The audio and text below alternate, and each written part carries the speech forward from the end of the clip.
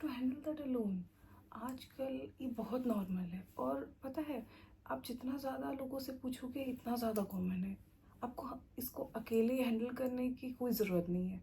आजकल हर सक्सेसफुल से सक्सेसफुल इंसान को, हर स्टूडेंट को, चाहे वो स्टूडेंट कितना ब्रिलियंट हो, डजेंट मैटर, हर किसी को हो रहा है, हर कोई इसमें स्ट्रगल कर रहा है ना। आपको अगर हेल्प चाहिए इसके बारे में, वी कैन टॉक। और इसके लिए कुछ असेम्प्ट फील करने के लिए या फिर उसको एज अ टैबू लेने की कोई ज़रूरत नहीं है। It's very normal. ये सारे नेशनल से लेके इंटरनेशनल स्कूल या फिर स्टेट गवर्नमेंट स्कूल, सारे स्कूल्स के बच्चों का ये नॉर्मल फैक्टर है। डजेंट मैटर उनकी इकोनॉमिक स्टेटस कैसे है, डजेंट मैटर वो कहाँ से बिलोंग करते हैं, वो कैसे घरों से है, बट ये नॉर्मल है और ये इम्पॉर्टेंट है। We need to talk about this. तो बात करेंगे इसके बारे में। स्ट्रेस क्यों है फिर? Let's have it talk. Hello everyone, welcome to my channel the young counsellor Deepshikha Dhar. I am your favourite counsellor. आज हम बात करेंगे प्रेशर, असाइनमेंट की टेंशन। ये सोच के ही पढ़ाई सोच के ही एंग्जाइटी होने लग जाती है, राइट? ये सारे स्टूडेंट्स के स्टेटमेंट है और ये सबने फील किया है। Don't worry, you are in the right place. तो आज हम बात करेंगे एकेडमिक एंग्जाइटी के बारे में, जो हर बच्चे आजकल फेस कर रहे हैं बिकॉज ऑफ डिफरेंट रीजंस। तो हम समझेंगे ये होता क्या है, कैसे होता है और इससे कैसे हम कोप कर सकते हैं। Stay tuned. एकेडमिक एंग्जाइटी एक ऐसी फीलिंग्स है जो स्टूडेंट्स को मेनली पढ़ाई से रिलेटेड, एग्ज़ाम से रिलेटेड और परफॉर्मेंस प्रेशर को लेके होती है। और इससे क्या होता है, उनको बहुत ज़्यादा उस चीज़ को लेके डर महसूस होता है, घबराहट या फिर स्ट्रेस फील होता है और उस चीज़ को लेके वो बहुत ज़्यादा रेस्टलेस हो जाते हैं। तो ये होना तो बहुत ज़्यादा नॉर्मल है, लेकिन ये बहुत ज़्यादा जब होने लग जाती है तब हमको किसी से कंसल्ट करने की ज़रूरत है, क्योंकि कोई भी चीज़ एक्सेस अच्छा नहीं है। चलिए जानते हैं इसके कुछ कॉमन साइंस और सिम्टम्स। तो इसमें नॉर्मली क्या होता है, फर्स्ट आपकी कंसंट्रेशन बार बार ब्रेक होगी, सेल्फ डाउट क्रिएट होगा, ओवर थिंकिंग करोगे बहुत ज़्यादा, स्लीप में दिक्कत आएगी, आपकी फूड हैबिट में प्रॉब्लम आएंगे, आपकी हार्ट बीट बहुत ज़्यादा फास्ट हो जाएगी उस टाइम में जब भी आपको एंग्जाइटी फील हो रही है। तो ये कुछ कॉमन साइंस हैं जो आपको उस टाइम फील होगा। कभी कभी किसी बच्चों का बहुत ज़्यादा होने से पैनिक अटैक्स आने लग जाते हैं, या फिर बहुत अर्ली एज में उनका बीपी लो होने लग जाता है, उनके पाम स्वेटी हो जाते हैं, पैर के तलवे जो रहते हैं वो स्वेटी हो जाते हैं, उनके फोरहेड में बहुत ज़्यादा स्वेटिंग होता है, जब भी वो बात कर रहे हैं थोड़ा सा हकलाते हैं, फंबल करते हैं बहुत, या फिर कहीं पे खड़े हुए हैं, कोई किसी ने कुछ पूछ लिया टीचर्स ने और उनको कॉन्फिडेंट फील नहीं हो रहा है परफॉर्मेंस प्रेशर के चक्कर में, तो उस टाइम वो शिवर भी करने लग जाते हैं।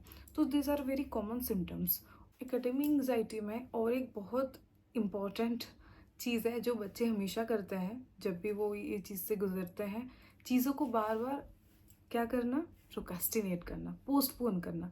चीज़ों को वो टालते हैं कि हाँ अभी मुझे मैथ डिफ़िकल्ट लग रहा है, मैं इसको बाद में पढ़ूंगा, इसको मैं बाद में पढ़ूंगी, इसको मैं बाद में कर लूँगी, क्योंकि अभी उस चीज़ को वो लेना नहीं चाहते, राइट? उसके बाद उससे क्या क्रिएट होता है, नेगेटिव थॉट्स, वो फिर लूप में चलेंगे, फिर उससे फिर होगी आपकी स्टडी ओवर थिंकिंग, है ना। तो आज हम जानते हैं कि इसके रीजंस क्या क्या हो सकते हैं। तो पहला सबसे इम्पोर्टेंट रीज़न क्या है, पेरेंटल प्रेशर। सेकेंड क्या है, expectations from society and yourself. अगर आपकी एक्सपेक्टेशन रियलिस्टिक नहीं है तो फिर वो एक बर्डन बन ही जाएगा आफ्टर ए पॉइंट। अगर आप एक 50% के स्टूडेंट हो बट आप एक्सपेक्ट कर रही हो कि मैं इस बार कुछ भी करके 90 ले आऊँगा, ये एक रियलिस्टिक थॉट नहीं है। आपको ग्रेजुअली धीरे धीरे बढ़ना है। आपकी अगर ऐसी है कि आप 70 ला रहे हो और आपको ग्रोथ चाहिए, 5%, 10% का रखो, लेकिन उसके हिसाब से आपको मेहनत भी करनी पड़ेगी। ऐसे नहीं होगा कि मैं चाहता हूँ ये कर लूँ, मैं चाहती हूँ ये कर लूँ और मैं उस चीज़ को बस सोच रही हूँ, पॉसिबल नहीं है ना। उसके लिए रियलिस्टिक गोल्स बनाने पड़ेंगे। उस गोल्स को अचीव करने के लिए आपको वो पैथवे बनाना पड़ेगा, उसके लिए प्रॉपर गाइडेंस चाहिए आपको। इसीलिए अभी सारे स्कूल्स में डिफरेंट काउंसलर, डिफरेंट टाइप के स्पेशल एजुकेटर अपॉइंट किए गए हैं। ओके, तो उसके बाद और क्या क्या होते हैं रीजंस, टाइम मैनेजमेंट ना कर पाना, सेल्फ डाउट बहुत ज़्यादा करना। सेल्फ डाउट करते हो मीन्स लोअर कॉन्फिडेंस, आपकी सेल्फ एस्टीम लो है। उसके बाद आप हमेशा जब भी नेगेटिव सेल्फ टॉक कर रहे हो, खुद को क्रिटिसाइज़ कर रहे हो कि हाँ, ये मैं नहीं कर पाऊँगी क्या? ये मेरे से होगा या नहीं? फ़ियर ऑफ फेल्योर, जो कि बहुत कॉमन है आजकल बच्चों में, because of the society and because of the peer pressure. तो हमको ये डर लगा रहता है कि अगर ये मैं नहीं कर पाऊँगी तो क्या होगा? अगर मैं ये नहीं कर पाऊँगा तो क्या होगा? कोई मुझे क्या बोलेगा क्या? मैं नहीं कर पाऊँगी तो फिर कैसे करूँगी मैं? तो ये जो आपके नेगेटिव थॉट्स हैं, जो आपके सेल्फ डाउट है, इसको और ज़्यादा रूइन कर रहे हैं आपके मेंटल हेल्थ को, जिसके कारण आपकी एकेडमिक एंग्जाइटी बहुत ज़्यादा वर्सन होने लग जाती है। तो आज हम अंडरस्टैंड करेंगे इसको हम कैसे अवॉइड कर सकते हैं, इससे हम कैसे कोप कर सकते हैं। So let's understand and let's learn. तो अभी हम बात करते हैं कुछ रियल सॉल्यूशंस की, कुछ टिप्स की, जिसके ज़रिए हम इस चीज़ को अवॉइड कर सकते हैं, इस चीज़ से कोप कर सकते हैं। अच्छा, जब भी आप एकेडमिक एंग्जाइटी से गुजर रहे हो, सबसे इम्पॉर्टेंट है आपकी रिलैक्सेशन। बिकॉज जब तक आपका ब्रेन काम नहीं है, इसको प्रॉपर ऑक्सीजन नहीं मिला है, तब तक आप कुछ भी कर लो, कोई चीज़ में फोकस नहीं कर सकते। पढ़ाई भी तो एक ऐसी चीज़ है ना, जिसमें आपको अपनी मेंटल एबिलिटीज़ को अच्छे से इंडल्ज करना पड़ रहा है, अपने कॉग्निशन को आप यूज़ कर रहे हो, है ना। तो उसके लिए ज़रूरी है कि आप प्रॉपर हाइड्रेटेड रहो, डिहाइड्रेट ना फील करो, आपका फूड हैबिट अच्छा रहे, आपकी स्लीपिंग साइकिल अच्छी रहे। ये तीनों सबसे फर्स्ट इंपॉर्टेंट चीज़ है। सेकंड है आपकी माइंडफुलनेस ट्रेनिंग। आपको रिलैक्सेशन एक्टिविटीज़ लर्न करने पड़ेंगे, जिसके ज़रिए आपकी बॉडी और ब्रेन हमेशा काम और कंपोज रहेंगी। और जब तक आपका ब्रेन और बॉडी काम नहीं है, आप कोई न्यू चीज़ लर्न कैसे करोगे, है ना। तो उसके लिए क्या ज़रूरी है, आप माइंडफुलनेस ट्रेनिंग ले सकते हो। ऑनलाइन बहुत सारे अवेलेबल हैं, जैसे कि आप हो सकता है कि ओपनो ओपनो ट्राई करो, या फिर आप ट्राई कर सकते हो different yoga, meditation, breathing exercise. मैंने 5 सेकेंड रिलैक्सेशन एक्सरसाइज भी आपको बताया है, वो आप ट्राई कर सकते हो। उसके बाद इस टाइप के कुछ भी माइंडफुलनेस ट्रेनिंग, जिससे आपका ब्रेन और बॉडी काम रहे। और याद रखना बेटा, कभी भी अगर आपका फिजिकल हेल्थ अच्छा नहीं है तो आपका मेंटल हेल्थ अच्छा नहीं हो सकता, आपका मेंटल हेल्थ अच्छा नहीं है तो फिजिकल हेल्थ अच्छा नहीं हो सकता। ये दोनों जुड़े हुए हैं, इसके लिए दोनों का अच्छे से ख्याल रखना बहुत ज़रूरी है।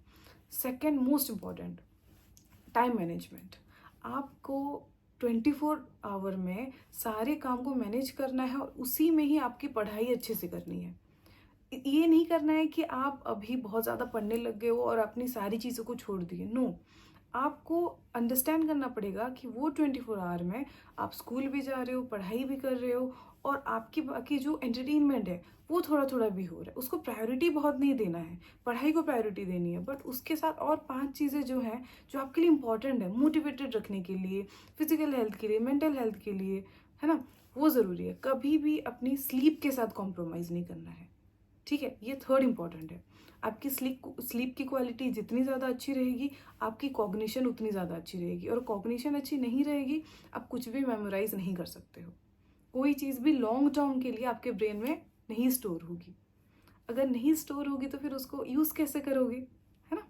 उसके बाद ये इंपॉर्टेंट है कि आप हमेशा अपने आप को लेके पॉजिटिव रहो, ऑप्टिमिस्टिक थॉट्स रखना, पॉजिटिव थॉट्स रखना खुद को लेके कि यस, ये एक सम है जो मुझसे नहीं हो रहा है, बट मैं कर सकती हूँ, I will try my best. वो एक एटीट्यूड रखना है हमेशा पॉजिटिव। आप जितना ज़्यादा पॉजिटिव एटीट्यूड रखोगे, उतना ज़्यादा आपकी पढ़ाई आपको ईजी लगेगी, और जितना ज़्यादा उसको अपने ब्रेन में डिफ़िकल्ट बना दोगे, वो रियल लाइफ में उतनी डिफ़िकल्ट हो जाएगी। तो पॉजिटिव सेल्फ टॉक एक बहुत इंपॉर्टेंट फैक्टर है। रियलिस्टिक गोल्स बनाना, जो कि मैंने आपको थोड़ी देर पहले भी बोला था। रियलिस्टिक गोल्स बनाओ कि आपको ये ईयर में, ये क्लास में, ये जो सब्जेक्ट्स है, इसमें कहाँ तक क्या क्या अचीव करना है ना। आप गोल्स बनाओ कि आज मैं ये चैप्टर कंप्लीट करूँगा, मैं फिजिक्स से ये पढ़ रही हूँ, मैं केमिस्ट्री से ये पढ़ रही हूँ, आज मैं सोशल साइंस से ये पढ़ूंगी, और आज मेरा टुडे का ये टू डू लिस्ट है, और इसको अच्छे से मुझे कंप्लीट करना है। और अगर उसमें से एक दो चीज़ नहीं भी हो पाई, it's totally normal. Maybe आपको कुछ और इम्पॉर्टेंट काम आ गया, बट ट्राई योर बेस्ट कि आप 100% कर पाओ।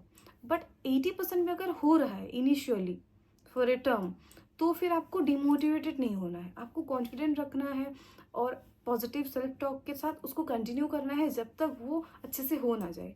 क्योंकि आप जब एक हैबिट को स्टार्ट करोगे, तो उसके लिए थोड़ा वक्त तो लगेगा ना, है ना। कोई चीज़ आप पढ़ते हो तो भी आपको अंडरस्टैंड करने के लिए टाइम लगता है, वैसे भी आपका बॉडी और ब्रेन को उस चीज़ के साथ कोलैब करने के लिए टाइम लगेगा। तो वो टाइम दो। इसीलिए हमेशा रियलिस्टिक गोल सेट करो, अपने आप को लेके, अपने स्टडीज़ को लेके। उसके बाद इम्पॉर्टेंट क्या है, पढ़ाई के बीच में गैप लेना। हमेशा आप क्या करते हो कि जब भी पढ़ रहे हो आप ट्राई करते हो कि 3-4 घंटा स्ट्रेच में पढ़ लिया, है ना? जिससे क्या होता है कि पहले 2 घंटे तो आपने बहुत कंसंट्रेशन के साथ किया और जो भी पढ़ा ब्रेन में स्टोर हुआ। बट आफ्टर ए पॉइंट जो आप 1 घंटा पढ़े हो, वो उतना नहीं आपके ब्रेन में स्टोर हुआ है। जिससे क्या हुआ? एग्ज़ाम के टाइम में आप भूल गए हो, जब टीचर्स ने आपको क्वेश्चंस पूछे आप भूल गए हो, जब कहीं पे आपको उस चीज़ का प्रॉपर एग्ज़ामाइन हुआ, आपको प्रॉब्लम आ रही है। मीन्स क्या है कि आपको वो चीज़ें अच्छे से मेमोराइज नहीं हुई है, आप उस चीज़ को अच्छे से अपने ब्रेन में क्लैरिटी नहीं लेके आ पाए हो। इसलिए ज़रूरी है, यस, जिस बच्चों की मेंटल एबिलिटी उतनी स्ट्रांग हो चुकी है कि आप 3-4 घंटा एट ए स्ट्रेच पढ़ सकते हो, you can go for it, कोई दिक्कत नहीं। बट जिसको भी पढ़ाई बोरिंग लगती है, जिसको भी पढ़ाई में दिक्कत आती है, जो भी एकेडमिक एंग्जाइटी से गुजर रहा है, जिसको ये बहुत स्ट्रेसफुल लग रहा है, उस इंसान को ये ज़रूरी है करना कि आप पोमोडोरो जैसे टेक्निक्स यूज़ करो, जिसमें आपको पढ़ाई के बाद ब्रेक मिले। उससे क्या होगा, आपको थोड़ा रिचार्ज होना है, उस टाइम फ़ोन या गैजेट्स यूज़ नहीं करना है, किसी से बातचीत नहीं करना है। आप उस टाइम में स्क्रिबल कर सकते हो, ड्राइंग पेंटिंग कर सकते हो, म्यूज़िक नहीं सुनना है जिसमें बहुत ज़्यादा लिरिक्स रहे। आपको म्यूज़िक भी अगर आप पढ़ाई के टाइम में सुन रहे हो, जो बच्चे बहुत बड़ा मिस्टेक करते हैं, लिरिकल नहीं सुनना है, आपको उस लैंग्वेजेस के म्यूज़िक सुनने हैं जो आपको पता ही नहीं है। ठीक है? और वो स्लो म्यूज़िक्स रहें और एट द सेम टाइम आपके ब्रेन को एक्टिव करें। ऐसे ना हो कि आप उसमें खो जा रहे हो। हिंदी म्यूज़िक्स नहीं लर्न करने हैं, नहीं सुनने हैं, आपको इंग्लिश म्यूज़िक्स नहीं सुनने हैं, आपकी जो भी रीजनल लैंग्वेज है जिससे आप बहुत कंफर्टेबल हो, उसको नहीं सुनना है। उससे क्या होगा, फिर वो सॉन्ग सुनते-सुनते आपकी फीलिंग्स डेवलप होने लग जाएगी, जो अगेन आपके स्टडी से आपका फोकस डाइवर्ट कर रहा है। उसके लिए ज़रूरी है कि आप रियलिस्टिक चीज़ें करो। ऐसा नहीं है कि आप कुछ और कर रहे हो और बोल रहे हो कि मेरी तो मैम ये चीज़ें वर्क नहीं कर रही है। You have to try it properly, realistically. और मैं जो सारे टिप्स आपको दे रही हूँ, ज़रूरी नहीं कि सबके ऊपर एग्जैक्टली सेम वर्क करे, तो थोड़ा मॉडिफाई करो उसको, जैसे आपको सूटेबल लगे। ठीक है? I hope you like the video, आपको अच्छा लगा हो। और I will try my best कि मैं फ्यूचर में भी आपके लिए ऐसे वीडियोस लेके आ पाऊँ जिसमें आपकी हेल्प हो पाए और आप चीज़ें लर्न करो, आपकी इश्यूज रिजॉल्व हो जाए, आपकी कंसर्न एड्रेस हो जाए। If you like the video please share with your friends, family और जिसको भी इस चीज़ की ज़रूरत है। Like the video, comment down below कि इसमें आपको क्या अच्छा लगा, आपको किस में प्रॉब्लम आई, तो नेक्स्ट वीडियोज़ में मैं फिर उसको एड्रेस करूँगी।